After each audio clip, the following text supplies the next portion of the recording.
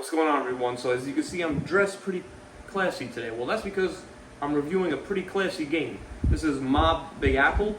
This is a game by Steve Finn, published by TGG Games. This is a two-player worker placement bluffing game with a little bit of tug-of-war added into it. Let me show you how to play, and then I'm going to let you know what I think about it. Okay, so this is how a game of Mob Big Apple is going to be set up. We're going to have contraband at each location, judging by the number here. So we have 6 locations. We have Brooklyn, we have Little Italy, Chinatown, Hell's Kitchen, Harlem, and the Bronx. So if you look at the dice numbers here, that's how much contraband is going to start in each location at the beginning of the game. Now, at the start of your turn, you're going to have these poker chips. So these are your moles that are secretly at each location. So you're going to secretly place a poker chip at each location that's going to represent how many moles you have at that location. Now, on your turn, in the beginning of each round, we're always going to have 20 henchmen. So we have left over here. Now, this represents 1 henchman. This represents 3. So we're going to have here, you can have 2 dice. Now, this is optional at the beginning of your turn. You're going to roll these dice. And so, for example, I have 2 and 1. Now, if you look at the locations, they have white dice and the black dice. So you can either place 2 henchmen at location number 1 or 1 henchman at location number 2. If you look at the side of these locations here, you're going to see a vehicle and a number here. So that means you could place up to 3 henchmen at each vehicle. I didn't explain what the goal of the game was. So the goal of the game is to have the most contraband at the end. So as I stated before, this is how much contraband is at each location at the beginning of the game. Now, say you do take this action. Let's say that you want to put 2 at location 1.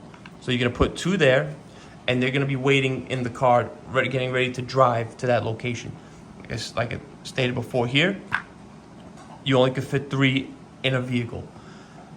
After that, it's mandatory to take one of the actions that are up there. So we're going to go over each one. So the first one is to change cars. So you can take a henchman from any of you that are waiting in the car and place them in any other car that has enough space. And if you look here, they have how many that you need. So for the first slide, you need to place 1. The second one is 2, and you could take a special action, which we'll go over after. And then the second one, and then the last one is also 2, with another special action. So anytime you see these little symbols here, these are special actions that you can take along with this action here. The second one is drive. So you're going to be able to take these henchmen and drive to the location right away. Unless, if you don't, they will drive to that location at the end of the round. The round is going to end when both players don't have any henchmen left to place. The next action that you can take is switch cars and then drive. So you can switch a henchman from any vehicle to another location and then drive to that location immediately. The next one here is move your mole token. So you can actually take one of these mole tokens and place them at another location. It doesn't matter how many tokens are at that location. You can have as many here. You can take all of these and place them at this location if you want. The next one is move contraband. So you can take one of these crates and bring them to any location of your choice. And then the last one here is the DA track. So if you look up there, that's the DA track. Anytime you place a worker there, you're gonna have the DA go towards the opposing player. So that means that they are being investigated by the district attorney. As you keep moving forward, if there's nowhere else to go, you can steal a contraband from any location and place it in your warehouse. Now let's go over the small actions. Since they're pretty tiny on the board, I'm gonna go over them right here. So one of them is add 1 crate. That's the crate with the arrow. So you can take a crate from the supply and add it to any location that you want. The second one is expose a mole. So that means you can go to choose one of your opposing players' tokens and flip it over to see how many they have at that location. The next one is going to be shoot. So this is an attack action. So what you're going to do is say that they have drivers here, henchmen here, and here. You're gonna choose which die you want to roll. If you want to roll the black or the white, let's say we roll the white, and because they're at a white location, because you want to attack one of the ones at the white location. So you're gonna roll this die. I rolled the 1, so I did not hit this location. So they're okay. If I were to roll a 2, they would all be dead and they would return to the supply. Now you could also choose the black die to go after this one. It's up to your choice. The last one we have here is steal 1 crate. So that allows you. That's only the one over here, the dish to the turning track. That allows you to steal a crate from any location. At the end of the round, the first thing you're gonna do is drive any remaining henchmen that are in the car to that location. So let's say the opposing player had 3 here. There's 3 here, and then there's 2 here. After that, we're gonna resolve the DA track. So wherever the DA lands, you're gonna take that action. So if you look here, the first one is expose a mole, the second one is expose a mole, and then drop a crate. And then the third one is expose a mole and then steal a crate.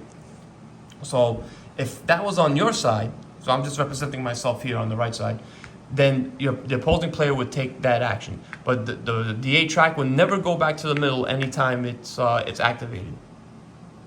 Okay, so after you resolve the DA track, then you're gonna have a shootout. So what's gonna happen in the shootout is each location, you're gonna see who has the most. So, for example, the brown player has 3, you only have 2. These 2 are gonna die, and they're gonna lose 2 henchmen, leaving them with only 1. So the brown player has the most henchmen at this location at the moment, and you're gonna resolve each one after that. After you're done with that, then you're gonna start the next round. You're gonna take all your workers that you placed on your locations here, bring them back. Any that are at the locations here, you're gonna keep. So you're gonna get 20 henchmen back into your hand, into your warehouse, and you're gonna start the round over again. After the 3rd round, whoever has the most contraband, meaning, so as of right now, they're gonna take this crate. Whoever have the most here, so say the blue has 3, they have 2. Those 2 are gonna die in the shootout. They're gonna have 1 left, so they're gonna take those 2 contraband, and so on. Whoever has the most contraband at the end of the game is going to win. Now, when I first backed this on Kickstarter, now this is the Kickstarter version of it, if I didn't state it before. I thought it looked pretty cool, I thought it looked interesting. Then I got it, and then the first 2 games I played, I thought the game was terrible. I thought it was broken, and I thought it was unbalanced. And then I missed something in the rulebook. So I thought you were supposed to start with all the henchmen that are given. You're only supposed to start with 20 henchmen each round. So if you got to go over the rulebook a little bit. The rulebook is not bad. It's actually done really well, but there were some things that you can easily skip over that are pretty critical to the game, like such as that. But so the quality of the game is really good. Again, this is the Kickstarter version. The poker chips are really nice. The crates have a nice wash to it. There is a little bit of randomness, but it wasn't that bad. I didn't think it. It's like with the shootouts and stuff. When you're shooting a player that's in a car, yeah, it's randomly, but I didn't think it really affected the gameplay that much. At first, I thought about when you're placing the henchman in the card, like I thought it was kind of stupid rolling the dice to see where you're gonna place it. But then somebody brought up that this is a bluffing game. So if you're gonna place them wherever you want, then it's gonna give away your position where you have the most moles. So that aspect was actually important. Other than that, I think this is actually a great game. I was surprised by how good this is. I thought it was tense. Like, the first round, you're pretty much planning where you want to have a foothold. You want to establish a foothold in one of those locations. The second round, you're pretty much messing with each other, and then the same thing with the third round. It pretty much turns into a bloodbath. And I really like that DA track. That adds a lot more tenseness to the game. There's there's a lot going on in this little package, and you could probably pick it up for like maybe 30, less than 40 bucks. I think this is a great game for couples. It definitely plays fast. It says here 30 to 45 minutes. You could definitely play this game in 30 minutes once you know what you're doing. And you could definitely get more than 1, 2 games in, maybe even possibly 3 if you want. It's a lot of fun. I was surprised by it. I'm gonna give it an 8 out of 10, my seal of approval. Highly recommend you guys check this game out. It's a really good 2-player game. Please like, subscribe. If you have any questions, you can ask me a question in the comment. Feel free to say whatever you want. That's gonna do it for today. So until next time, keep on playing. Have a great time, guys.